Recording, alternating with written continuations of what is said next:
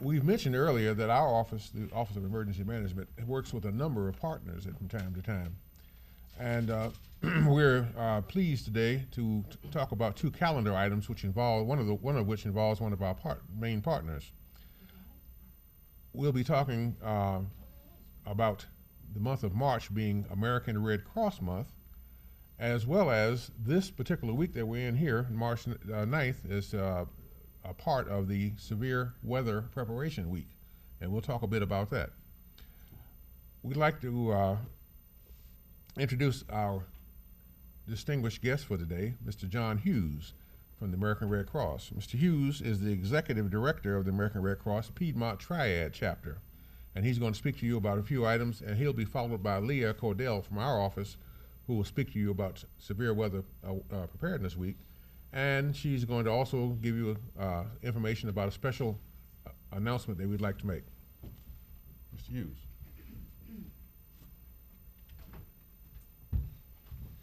Thank you very much, Mel. As Mel said, I am John Hughes, Executive Director with the American Red Cross, serving the Piedmont Triad, and I thank you so much for the opportunity to be here today to speak to you. Thank you for the invitation to be here. The partnership that we have and enjoy with emergency management, with fire, police, all the other first responders in the community is very important to us because we cannot do our work without those partnerships and working together when there is a need to respond to some type of disaster affecting our community. Mel mentioned March being Red Cross Month. That is something that dates back to the period of World War II when President Franklin Delano Roosevelt first declared March as Red Cross Month. And every year since then, the President of the United States signs that proclamation declaring March as Red Cross Month, as it's happened again this year. During the month of March, that means it's just a time for us to focus on the services that we're providing in the community every day, not only those that we're providing in times of disaster, but also our other 24/7 program, which is service to armed forces, our military members and their families that live in the community, as well as our veterans. Also our blood program and our safety training that we do in CPR, first aid, and water safety. But today I wanted to focus on something in particular that is a key focus we have now that relates specifically to fire. The biggest disaster threat in the United States is not floods, hurricanes, or tornadoes, but it's fires. Fire experts agree that people may have as little as 2 minutes to escape a burning home before it's too late to get out. The Red Cross recommends 2 easy steps to help protect your home and to increase your chances of surviving a fire. You need to create and practice a fire escape plan and install and maintain smoke alarms. Working smoke alarms cut the risk of dying in a home fire in half. How is the Red Cross cutting the risk of home fires, deaths, and injuries? That is by, first of all, if you have a working smoke alarm in your home, your chances of surviving increases by 50%. Unfortunately, many homes with low income, elderly, disabled, and minority families do not have smoke alarms installed and are at risk of a deadly fire. You can help the Red Cross take action. Our home fire campaign has been working to reduce deaths and injuries due to home fires by 25% in 5 years. We are canvassing at-risk communities, changing smoke alarm batteries, installing new smoke alarms free of charge, and helping families develop emergency plans in case of fire. This is a project that will save lives, and our donors and volunteers make it possible. Just yesterday in the city of Winston-Salem, in the Easton community, we were working together with members of the Winston-Salem Fire Department, Piedmont Natural Gas, and Winston-Salem State University students. During that time, several hours we were there in that neighborhood, we installed 32 smoke alarms in homes. We replaced batteries in 12 other smoke alarms, and we provided emergency plans in 17 of those homes. And for those that weren't home, we provided information on door hangers for them to prepare for their own emergencies. If your smoke alarm isn't working, or if you don't have a smoke alarm, you can call the local Red Cross office, and we will be glad to schedule a time to come to your home and check your smoke alarm batteries if needed. Replace the batteries free of charge. If the smoke alarm is not working or the home doesn't have smoke alarms, we will install free of charge to the homeowner. Our team will also complete a household fire safety checklist and help families develop a fire escape plan for their home. Cooking is the leading cause of home fires across the country. The Red Cross encourages people to avoid cooking fires by doing the following. Clean and clear the area around the stove before turning on the heat. Move things that can burn away from the stove, items such as dish towels, bags, boxes, paper, and curtains. Keep children and pets at least 3 feet away from the stove. Keep an eye on what you fry. Stay in the kitchen and never leave cooking phone unattended. And lastly, I would encourage folks to download our free emergency app on your phone, your smartphone. It provides real-time severe weather alerts and safety information all in one app. And to get to that, you can go onto the app site at the Apple Store or Google Play Store, and you'll find that app for free. We would encourage everyone to do that, to have that safety in their pocket. With that, if there are any questions. Thank you.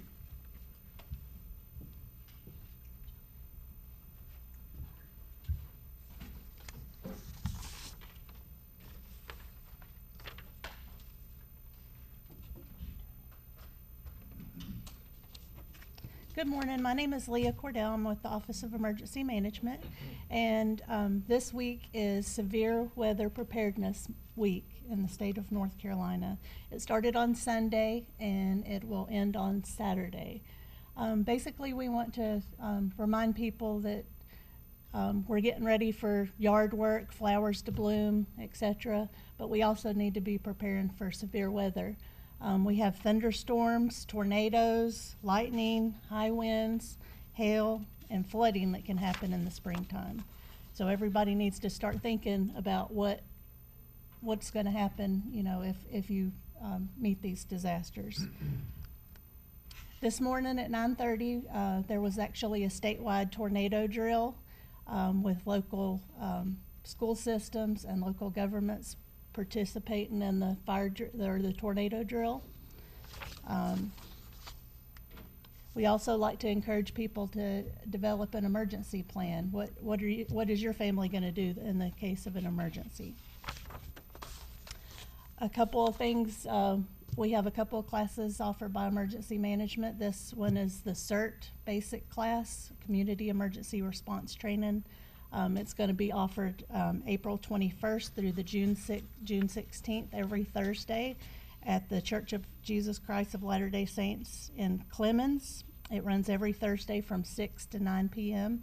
We'll teach the general public about disaster preparedness, fire safety, medical operations during disasters, light search and rescue, disaster psychology, and terrorism.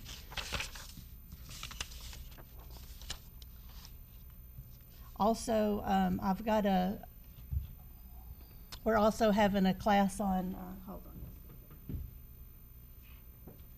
We didn't add this to our list, but we're actually having a severe weather spotter training on April the 20th in Rural Hall at the Rural Hall Branch Library. So that allows people to learn how to determine when a storm's going to happen. And that runs April 20th. 6:30 to 8:30, and the training is free. Both of those classes are actually free.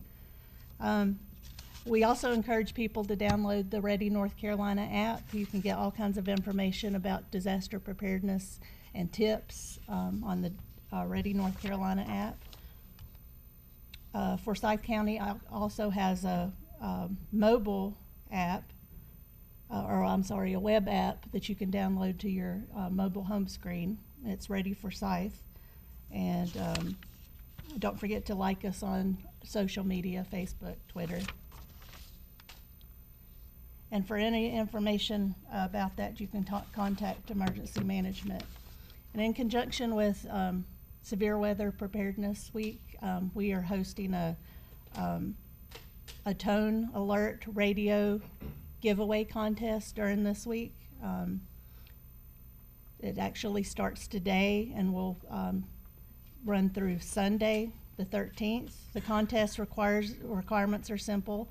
At random times, 10 severe weather preparedness tips will be issued by Twitter through either the City of Winston-Salem or Ready for Scythe Twitter accounts. The first person to retweet the preparedness tips will win a tone alert radio with battery backup. That's all there is to it. And I've actually got a display of some weather radios. You can get them at most retail stores, and there's all different kinds that you can get. We encourage every home to have a tone alert weather radio. Also, 2 preparedness tips will be retweeted or tweeted beginning today and run through Sunday, March the 13th. The first retweeter of the severe weather tip will be contacted with information to receive their weather radio. Is there any questions?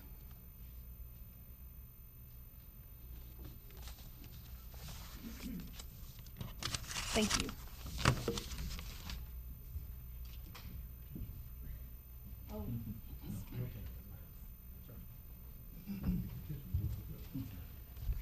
Good morning. Thank you all for being here. I'm Chief Roundtree, Winston-Salem Police Department. First of all, I want to take this opportunity to thank all the women and men of the Winston-Salem Police Department for what you do every day in protecting the citizens of Winston-Salem and serving to ensure that we have a safe city. As customary, I'd like to open with honoring any officers who have lost their lives in the line of duty. And I'm pleased to say that for the month of March, the Winston-Salem Police Department, throughout history, we don't have any officers to honor for the month of March.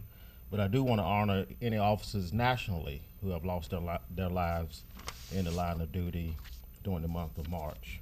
Also, year to date, I do want to recognize that there have been 18 officers killed year to date, 12 by gunfire, 2 in automobile accidents, 1 in an airplane crash, 1 was struck by a vehicle, and 1 during a vehicle assault. And just for a point of reference, in January there were 4 officers killed in the line of duty. February there were 10, and March up to this point there have been 4 officers killed in the line of duty. The lineup for the police department today, we will have traffic safety that will be discussed by Corporal Sheets. He'll discuss how drivers should handle intersections during power outages, and also he'll discuss the move over law. He'll be followed by Captain Chris Louder, who will discuss railway safety, and following Captain Louder will be Lieutenant William Penn, and he'll discuss the Good Samaritan laws. And I'll come back up just to highlight a few events that the police department will be having the coming months. So first up, Corporal Sheets.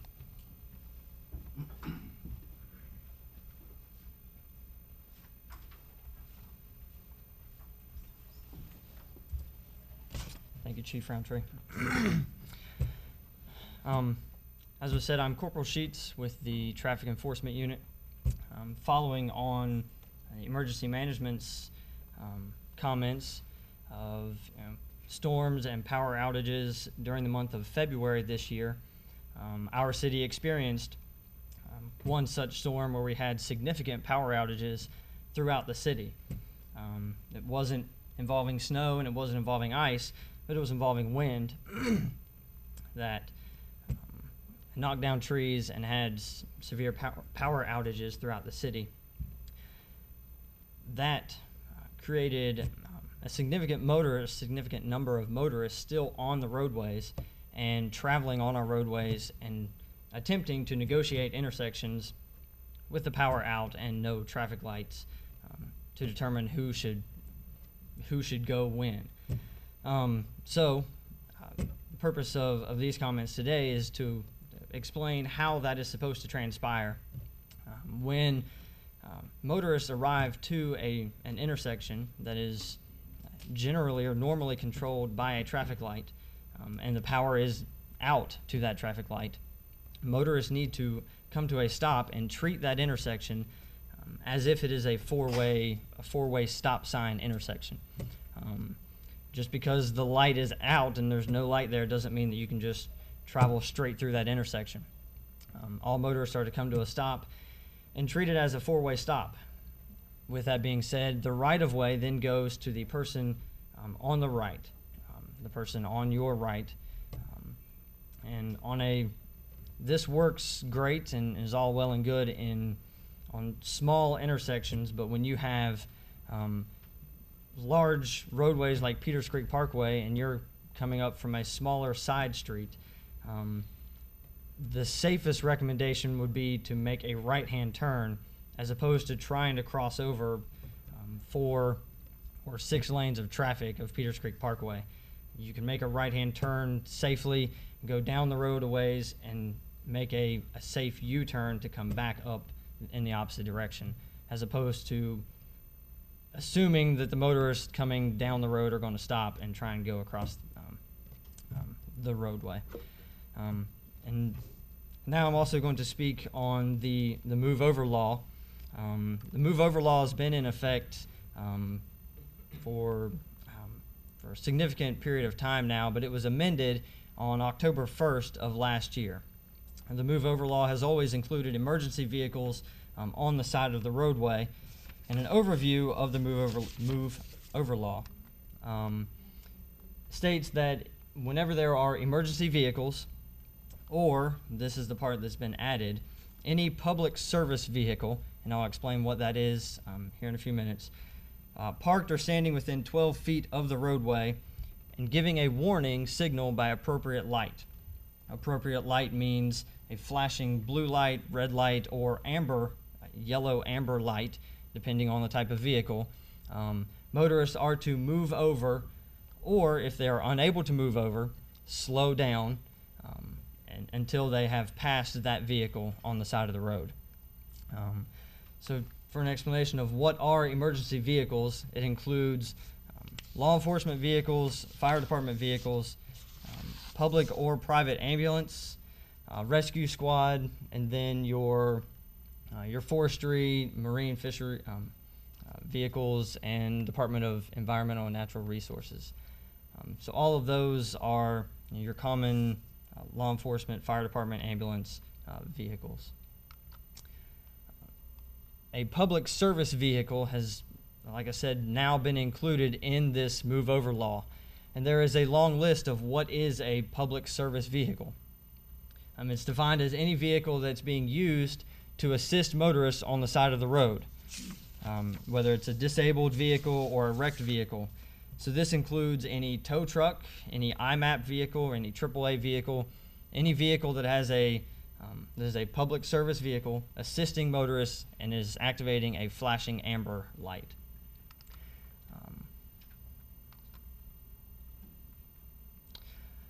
It also includes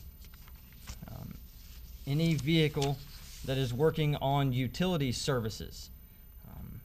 Also, again, on the side of the road with a flashing amber light. So that includes the cable company, the electric company, telephone, gas companies, any of those vehicles that are on the side of the road, either installing, maintaining, or working to restore that utility service. If they are on the side of the road in a working capacity with their flashing amber lights, this law also applies to them. And then it applies to any highway maintenance vehicle owned or contracted by the State Department of Transportation or the local city Department of Transportation. So it's any maintenance vehicle, either city or highway, that is working on the roadway. So again, it's any emergency vehicle on or within 12 feet of the roadway, any public service vehicle with a flashing amber light, again, in or within 12 feet of the roadway. Then the passing motorist must move over, or if they're not able to move over, they must slow down until they have passed that vehicle. And you may wonder, what are the consequences that have been outlined in this?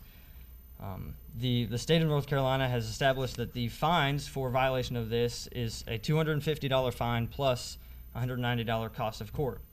So it's a $440 monetary fine. However, the consequences can be much greater than that. And I have a video that I'm going to show here in a few minutes where thankfully no one was significantly injured in this incident. But it involves one of our officers who responded to a crash. They are blocking a lane of traffic, trying to protect a disabled vehicle that is in front of them. They're investigating this crash. The officer is outside of their vehicle, actually walking beside their vehicle. It's on Interstate 40, and it was on March the 4th of last year. It involved Officer Aaliyah Beer. She was investigating that vehicle crash, and she had the far right-hand lane of Interstate 40 blocked with her patrol car, with her lights activated, and it was at night, so it was dark. A vehicle approaches her from behind, approaches her vehicle, does not move over, and is actually in the lane that her vehicle is blocking. That motorist then crashes their vehicle into the patrol vehicle, and the patrol vehicle gets pushed into the car that our officer is trying to protect. The occupant of that vehicle was actually still in their car, and that car gets pushed off the side of the roadway. So at this, we will watch that video.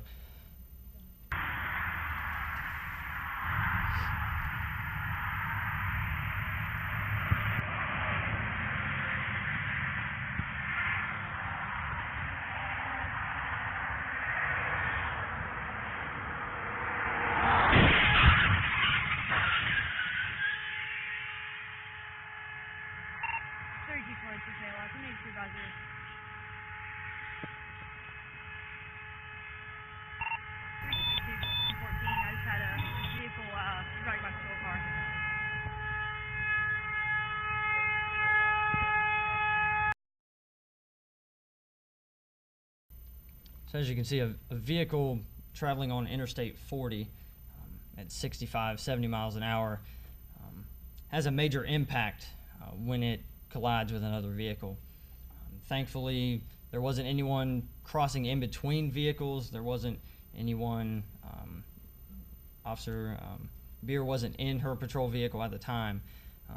As you can see, at high rates of speed, when you have an impact of that nature, the outcome can be devastating. Are there any questions? Is that person charged? I can't answer that specifically. I would defer that to someone else. I'm sorry. Okay. At this point, I will turn it over to Captain Louder.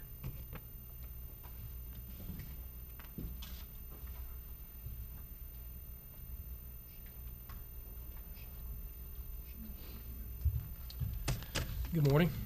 I'm Captain Chris Louder, one of the patrol captains that serves in the Field Services Bureau. This morning I want to talk to you about railway safety, and this comes in reference to an incident that our agency responded to on Saturday, March 5th, this past Saturday at 3:02 p.m. Winston-Salem Police Department responded to the railroad bridge over Salem Lake in reference to a Norfolk Southern train striking two people who had been walking on the railroad bridge. A female, 51 years of age, Karen Harlow, succumbed to her injuries at the scene after being struck by the train, and a second individual, 37-year-old Alan Griswold, was transported to a local hospital undergoing surgery after he was also struck by the train.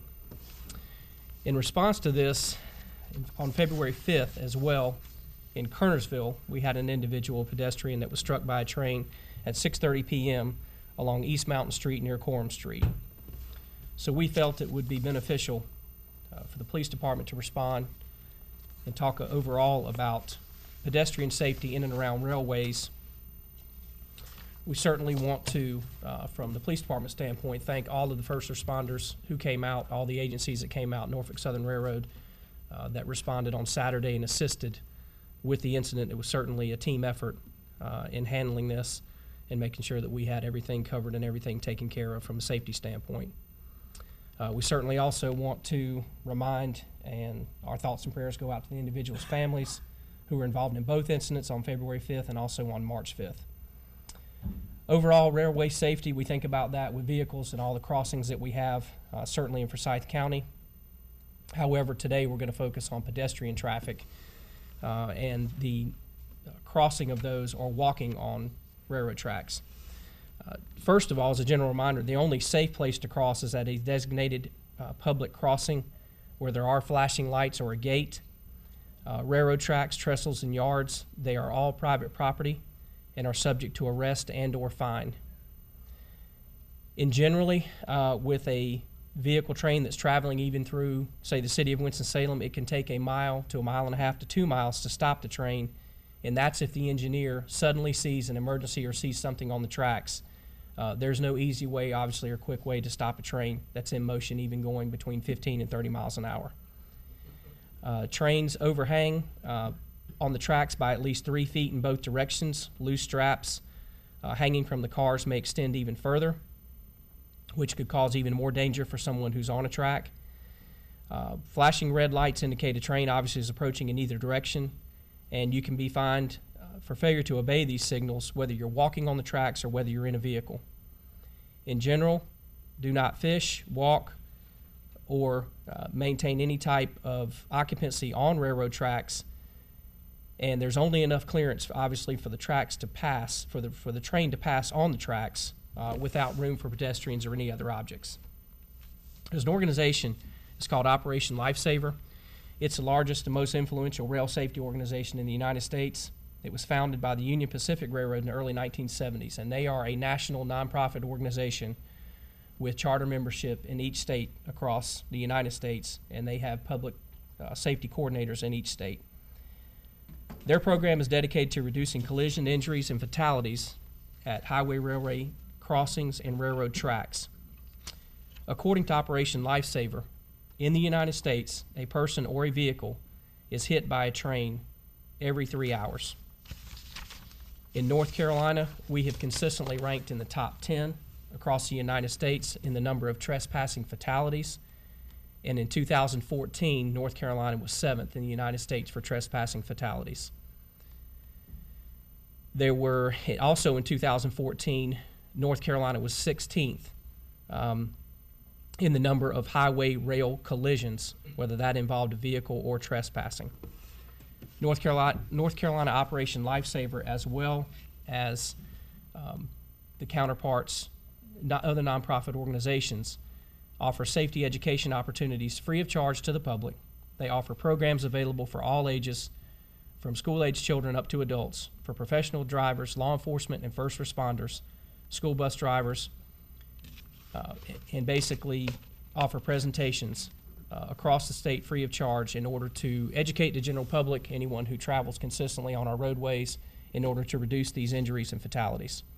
I'd also like to thank Margaret Cannell, who is our state representative in North Carolina. I've had conversations with her in response to Saturday's incident. She sent me quite a bit of information, and she's definitely dedicated and passionate to improving the safety of the railways across our state. At this time, we have a brief video that's provided by Operation Lifesaver as far as pedestrian traffic on railways. It's actually trespassing to go between cars or walk on the railroad track. So never play around or walk on the tracks, not even for a shortcut. It's not a question of if a train will come. They're train tracks. A train will come. No one walks down the center of the freeway for a shortcut, right? So don't walk down the train tracks. Remember, trains are really heavy. They cannot stop easily and they can't swerve. There's no steering wheel on a train, so they have to go where the tracks go.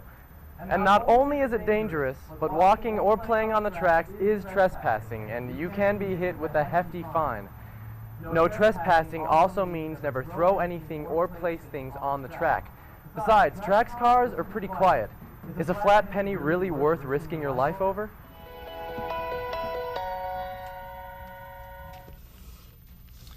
Also, from another perspective, from Operation Lifesaver, you think about the trains and you think about the personnel on the trains.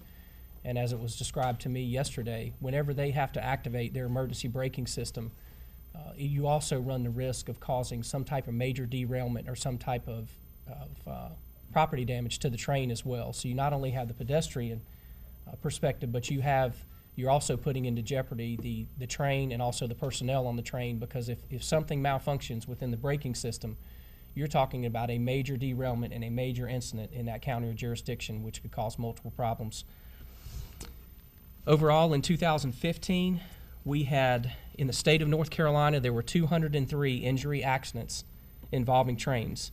23 of these were fatal, and 180 of these were non-fatal. Forsyth County has 187 rail crossings. 93 of these are public, and the remaining of these are private. We have the majority of train traffic in Winston-Salem is Norfolk Southern, but some track is operated by the Winston-Salem Southbound Railway, which is a short line that's jointly operated and owned by Norfolk Southern and CSX Freight. Yadkin Valley Railroad also runs and maintains tracks throughout Forsyth County. In 2015, fortunately, Forsyth County had no fatalities related to railroads, but 5 incidents. 2 of these were trespassing incidents, with 1 resulting in an injury. 2 were employee on-duty injuries, which were Norfolk Southern Railroad employees, and 1 other incident on a track with no injuries.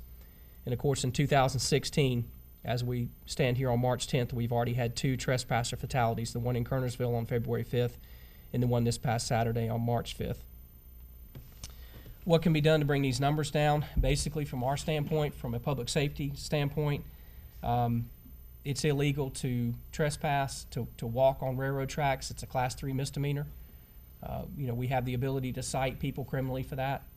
It's also illegal to drive around lowered gates. Once those gates are lowered and the lights are flashing, it's also a misdemeanor to drive around those gates, and we can also cite drivers under North Carolina statute.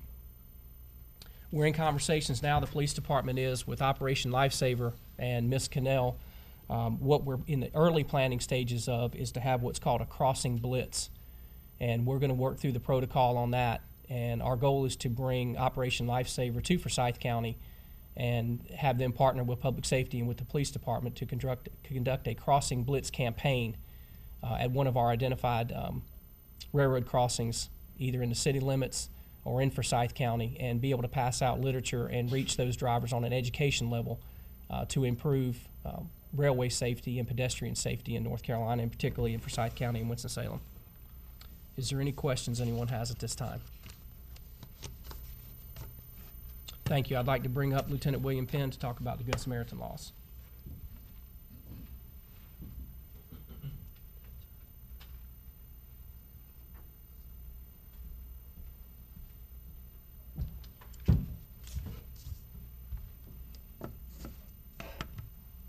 Good morning.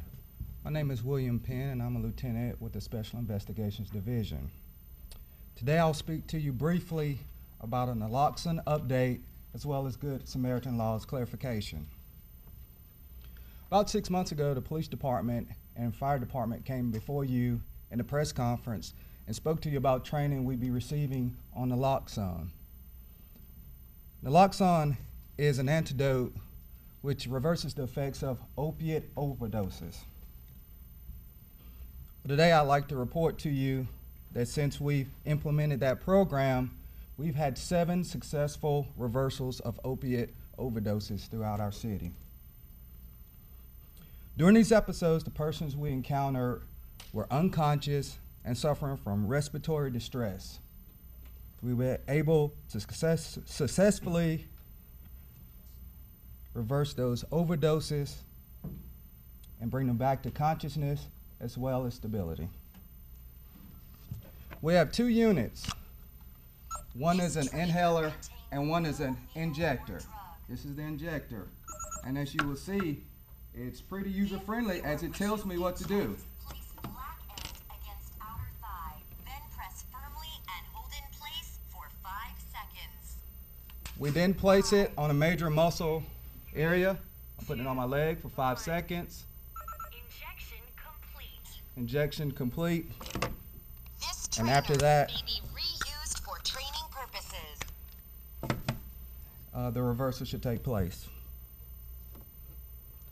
These successful usages are an effective transition to the clarification of the Good Samaritan laws that went into effect the latter part of 2015, which state eligible offenses for immunity include misdemeanor possession of controlled substance, felony possession for less than a gram of either heroin or cocaine, and possession of drug paraphernalia.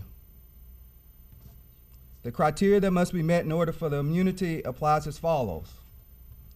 The person sought medical assistance for an individual experiencing a drug-related overdose by contacting 911, law enforcement, or emergency medical service personnel. Second is the person acted in good faith when seeking medical assistance upon a reasonable belief that he or she was the first to call for assistance. 3, the person provided his or own name to 911 system or to a law enforcement officer upon arrival. 4, the person did not seek medical assistance during the course of the execution of a search warrant, arrest warrant, or other lawful search. And 5, the evidence for prosecution of the offense listed of this section was obtained as a result of the person seeking medical assistance for the drug-related offense. This immunity also is available to the overdose victim himself or herself when seeking medical assistance, but the victim has not satisfied the criteria of providing their own name to 911 system. As you might imagine, the successful utilization of naloxone were possible due to citizens calling first responders in a quick manner. The spirit of this law is intended to ensure that citizens who may be in violation of the law when an opiate overdose takes place not delay in contacting emergency medical services for fear of prosecution. In short, the life of those in medical need take precedence over these minor criminal acts. HIPAA restrictions won't permit me to give specifics about these cases. However, naloxone has saved lives. Citizens, please don't hesitate to seek assistance from those in need for fear of prosecution. Any questions? Thank you.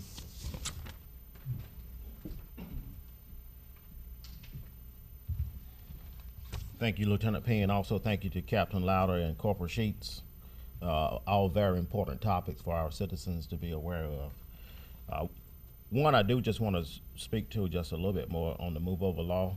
That is a very important law.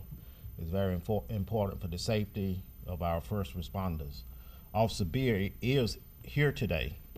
If she had been sitting in her patrol vehicle, she probably wouldn't be sitting here in this room today, the way the vehicle struck her patrol vehicle. Before we end, I do want to highlight a few upcoming events for the police department. We will have our police graduation on March the 18th. We'll have 23 recruits graduating. Also, we're accepting applications for our Citizens Police Academy that will run April the 14th through July the 7th.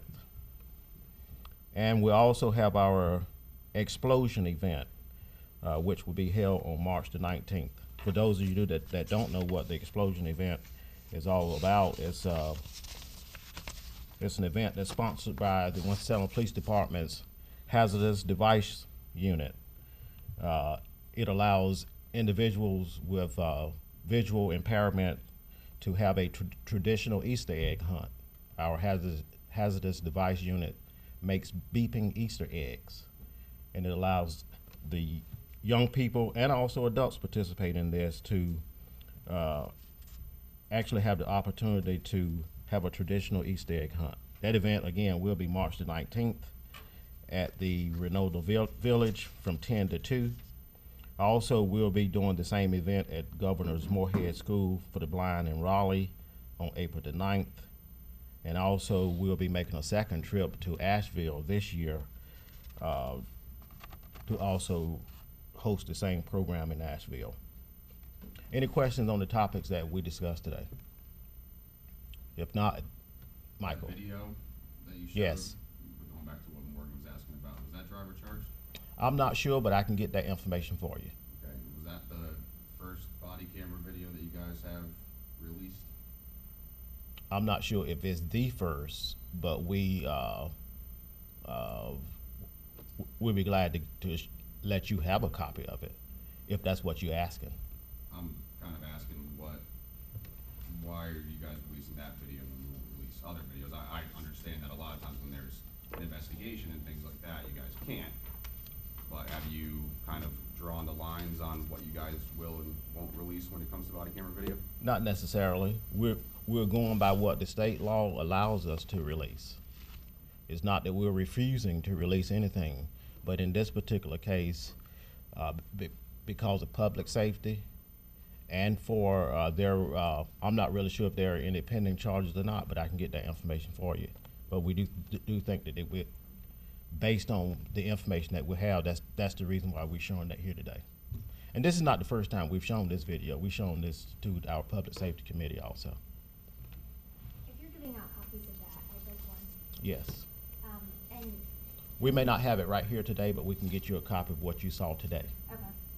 I mean, that was terrifying to imagine, you know, a police officer just doing their job on the side of the road and someone just ignored the move over law.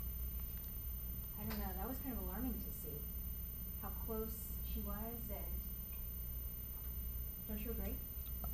I do.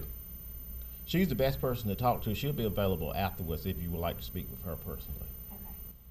Going back to when the last officer was talking about the heroin and the opiate reversal drug, what was the reason again why Winston-Salem decided to start doing that? Were you seeing an uptick in heroin arrests or heroin overdoses?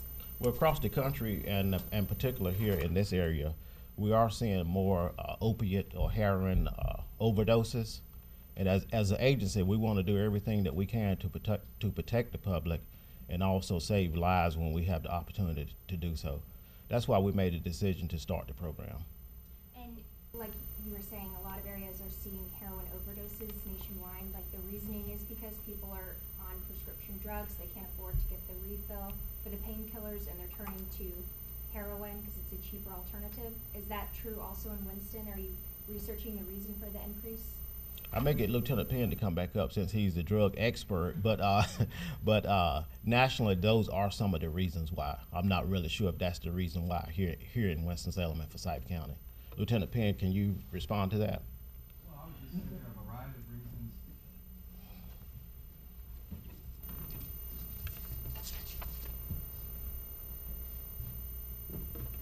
Well, I just would like to say it's a variety of reasons, some of which you mentioned, but there could be other reasons. There could be a batch of bad heroin on the street. We don't know the potency, so there are various reasons why that could be the case. Was there a point where do you have any statistics offhand of, you know, during 1 month you had X amount of cases and that was way more than the previous month, or, do you see what I'm asking? Well, I can get those statistics. I don't have them with me right now. Okay. When it comes to the reversals, are we talking opiates, heroin, was the heroin laced with anything in those 7 situations? Do you know? We don't have that lab information to say exactly what it was laced with, but it was opiates. It could have been heroin in either of the 7 cases. Okay. Compared to all the drugs that I guess people typically use, is heroin the #1 drug you're seeing now in Winston, or is there something else that surpasses that? Well, I wouldn't say it's the #1 drug used because you always have marijuana. However, what I would say it's probably the most dangerous and most potent drug we're seeing right now where we're having overdoses. And is it kind of across the board? I mean, are you seeing it in neighborhoods all over Winston, or is it, I'm not generalizing drug users, but you know what I mean? Yeah, I would say it's all over. We've all been touched in every district by heroin and overdoses, yes. So the face of who's using heroin is someone you might not expect. Right. Yes, I would say that. You guys had a pretty big bust on the 3rd. We're talking 30+ grams of some pretty hard drugs. Can you guys talk about how big of a bust that was for you and kind of combating what is going on? Yeah, it was about 30 grams of heroin, and that's a large quantity, particularly of heroin, and we're hoping to continue that investigation and get more of that off the street. Do you think that he was somebody that was just providing it to people, or was he somebody that was providing it to people who were in turn providing it to other people?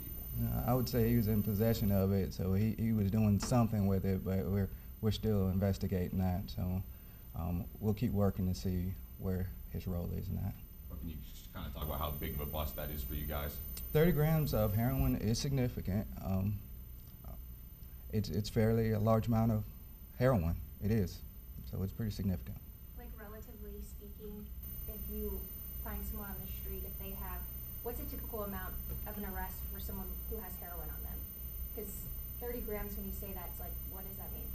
Well, as the Good Samaritan law speaks about, usually 1 gram is probably a user amount, 1 gram or less.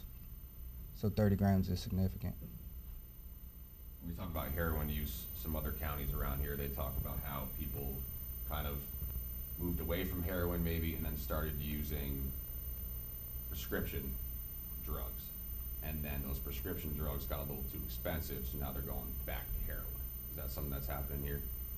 Yeah, I would surmise that the prescription pills is a gateway to heroin, and then back and forth to get that opiate high that they're looking for. Yeah, that's pretty on point. Has fentanyl-laced heroin been a problem here?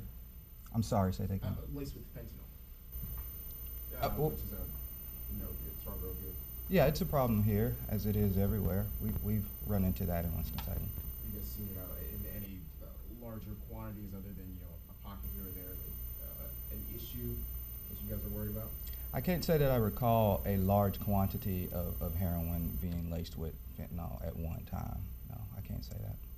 Do you think that the younger crowd is attracted to prescription medications because it may not be as easily detected by their parents or teachers as, say, drinking or smoking marijuana?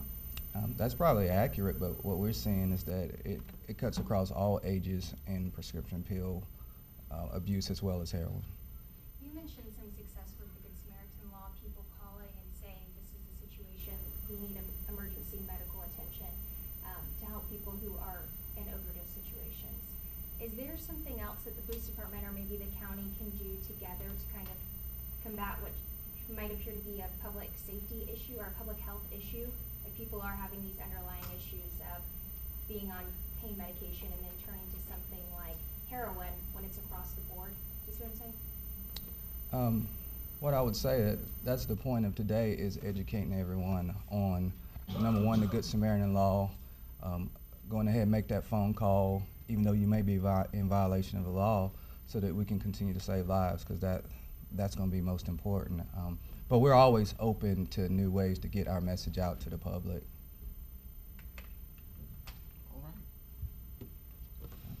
All right, thank you all for being here today. This time we will end the news conference. Thank you.